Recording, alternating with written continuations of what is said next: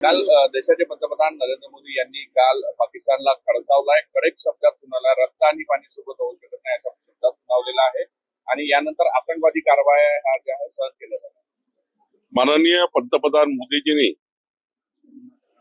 संपूर्ण भारताची मान जगामध्ये आज सशक्त भारत म्हणून उंच केली आहे। पाकिस्तानने ज्या पद्धतीने पहलगाम मध्ये आमच्या 28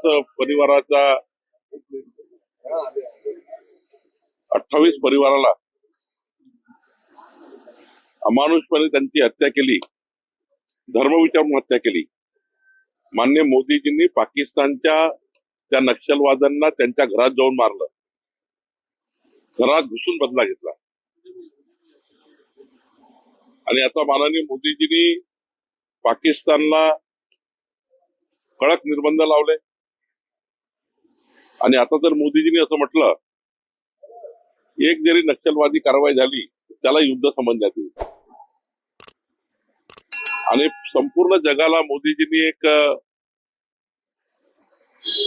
भारत किती बलशाली आहे, आमचा भारत काय करू शकतो।